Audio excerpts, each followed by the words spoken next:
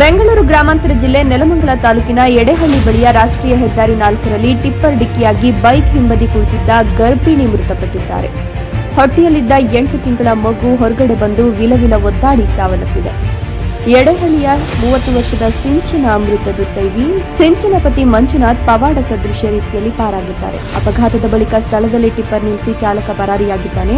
ನೆಲಮಂಗಲ ಸಂಚಾರಿ ಪೊಲೀಸ್ ಠಾಣೆಯಲ್ಲಿ ಪ್ರಕರಣ ದಾಖಲಿಸಲಾಗಿದೆ. ಇನ್ನು ಸಿಂಚನಗೆ ಬರುವ ಆಗಸ್ಟ್ 17ಕ್ಕೆ 8 ತಿಂಗಳು ಮುಗಿದು 9 ತಿಂಗಳು ತುಂಬಿತ್ತು. ಹೀಗಾಗಿ ಹೆರಿಗೆ ಸುಸೂತ್ರವಾಗಿ ಆಗಲಿ ಅಂತ ದಂಪತಿ ಬೈಕ್ನಲ್ಲಿ ದಾಬಸ್ಪೇಟೆಯಲ್ಲಿರುವ ಶಿವಗಂಗೆಯ ಗಣಪತಿ ದೇವಸ್ಥಾನಕ್ಕೆ ತೆರಳಿದ್ರು. ಅಲ್ಲಿ ಪೂಜೆ ಸಲ್ಲಿಸಿ ಮರಳಿ ತಮ್ಮೂರು ತೋಟನಹಳ್ಳಿ ಗ್ರಾಮಕ್ಕೆ ತೆರಳುತ್ತಿದ್ರು. ಈ ವೇಳೆ ವೇಗವಾಗಿ ಬಂದ ಟಿಪ್ಪರ್ ಡಿಕ್ಕಿ ಹೊಡೆದಿದೆ. ಆಗ ಸಿಂಚನ ಬೈಕ್ನಿಂದ ಕೆಳಗೆ ಬಿದ್ದಿದ್ದಾರೆ. ಬಳಿಕ ಟಿಪ್ಪರ್ ಸಿಂಚನ ಮೇಲೆ ಹರಿದ ಪರಿಣಾಮ ಹೊಟ್ಟೆಯಲ್ಲಿದ್ದ 8 ತಿಂಗಳ ಮಗು ಹೊರತಂದಿದೆ.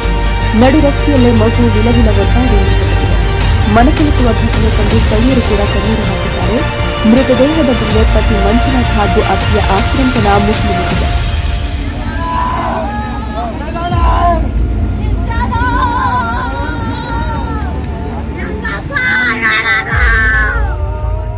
ಮರಣೋತ್ತರ ಪರೀಕ್ಷೆಗಾಗಿ ನೆಲಮಂಗಲ ಸಾರ್ವಜನಿಕ ಆಸ್ಪತ್ರೆಗೆ ಮೃತದೇಹದ ರವಾನೆ ಮಾಡಲಾಗಿದೆ.